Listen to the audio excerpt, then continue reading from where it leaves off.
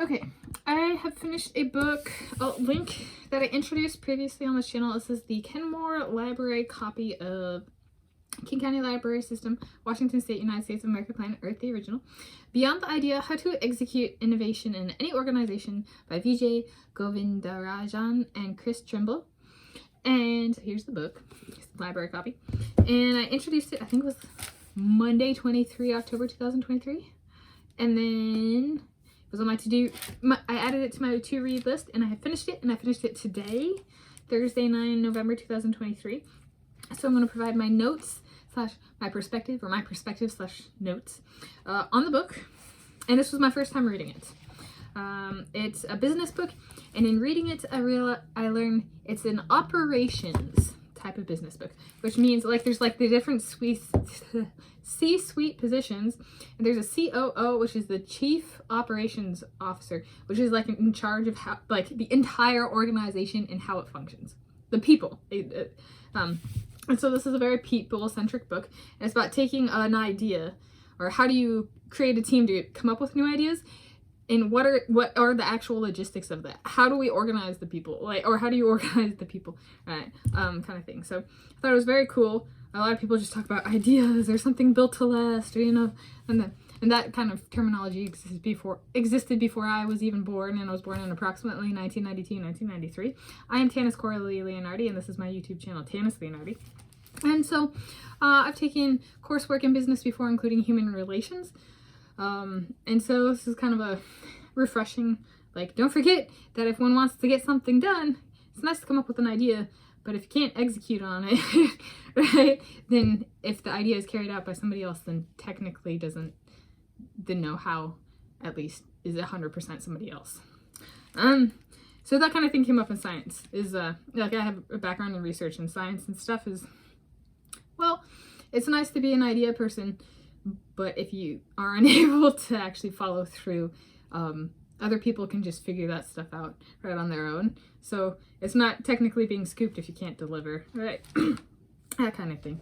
So it's a way of saying it was a way of identifying lower quality scientists. Yeah, I was at a #1 institution for my PhD program in geophysics, University of California, Berkeley. At least when I was there, as #1. And so there was a, you know, the reality of people are ranked kind of thing, and need to be able to act on one's ideas and do accurate, thorough research kind of thing. Okay, so my first note comes from page 8.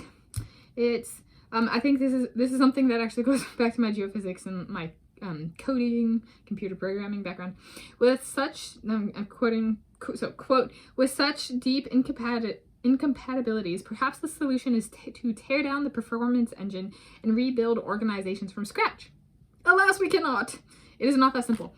And so in coding, sometimes it goes, code is so bug-ridden or it's so frustrating, the simplest thing to do is just scratch it all and start from scratch and rewrite everything.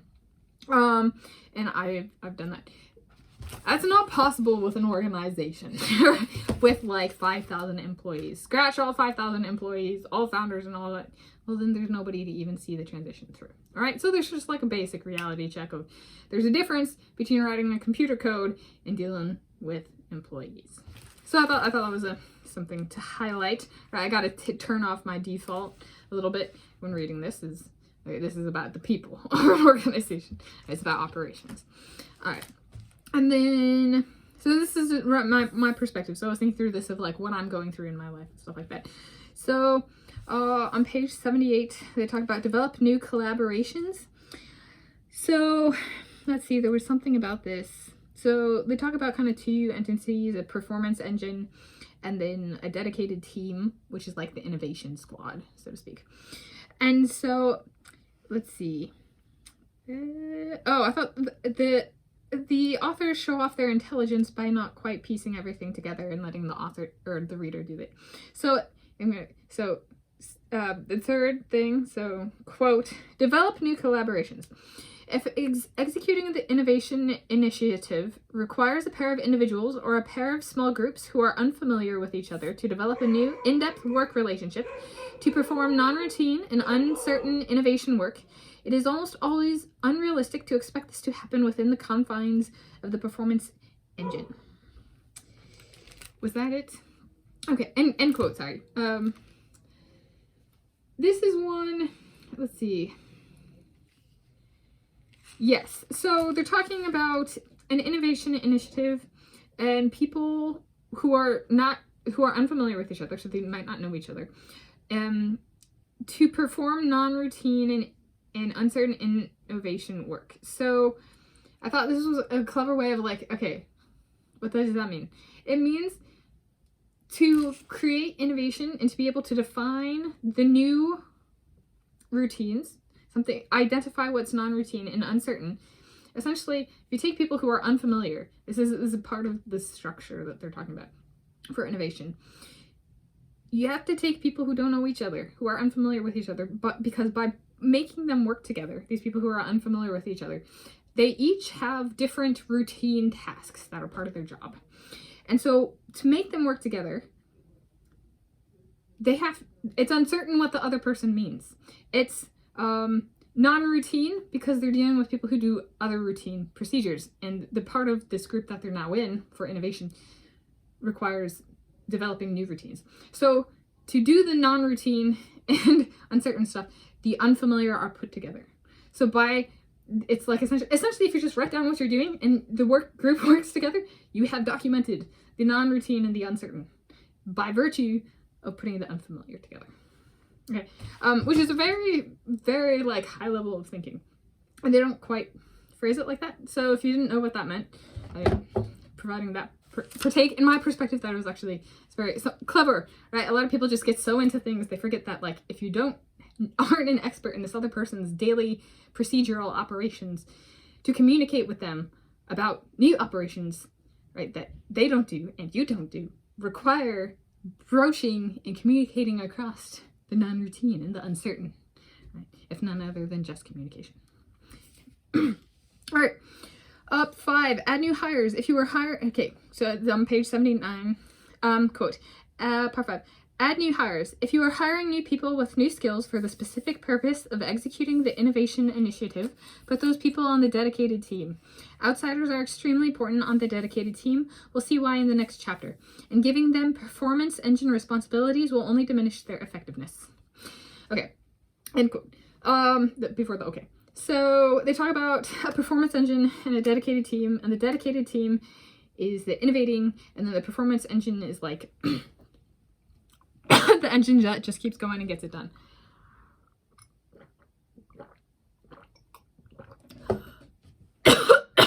Those Pop-Tarts in the morning, man.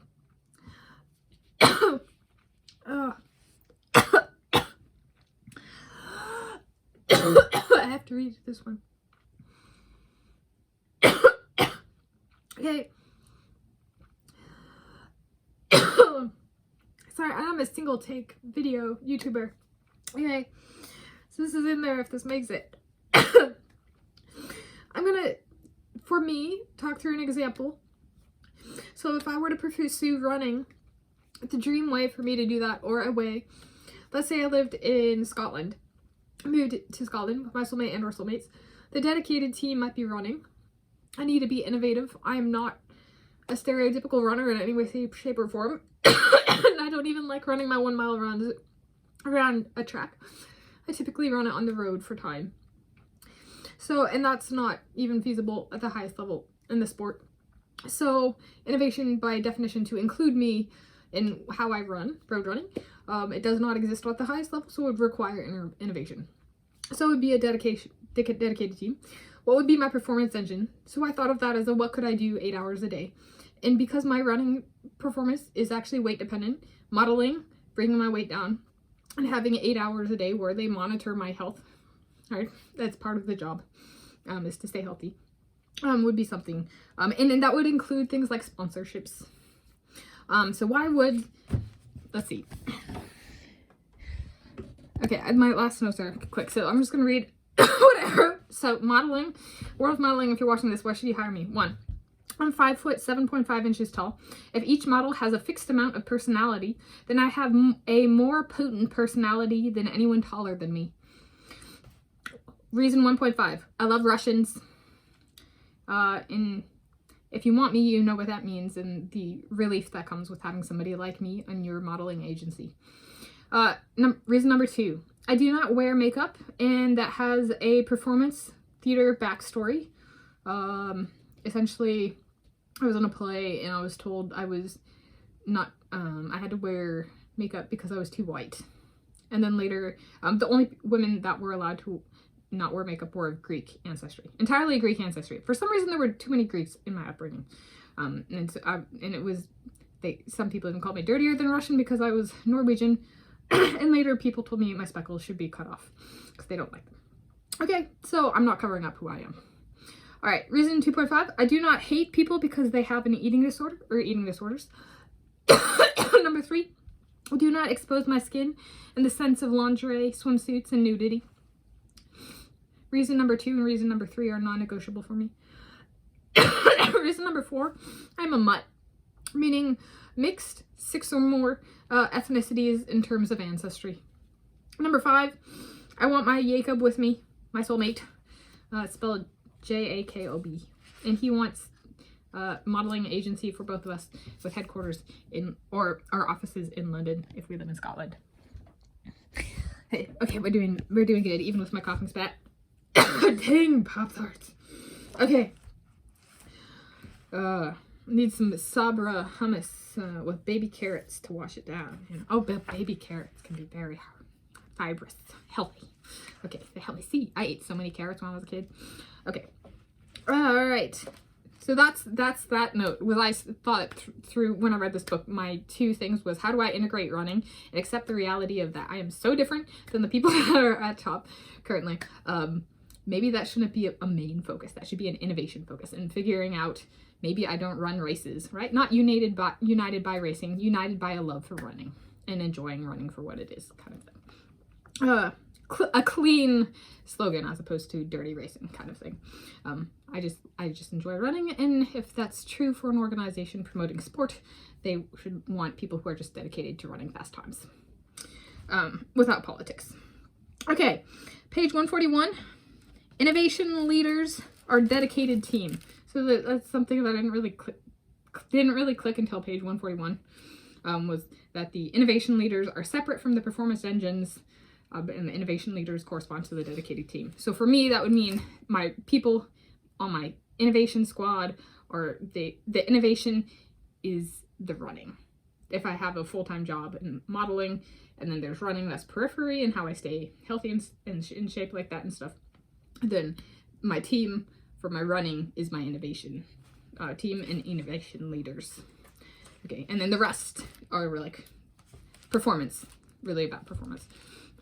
Okay. Last note was on page 165.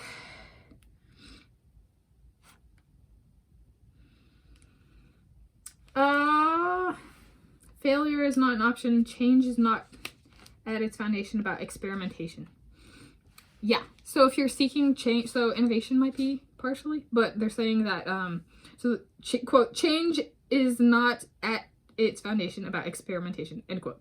Yeah. When you change, it's about finding something stable and settling down, not introducing new things. That's like innovation. So then in that sense, my performance engine or change would be my modeling.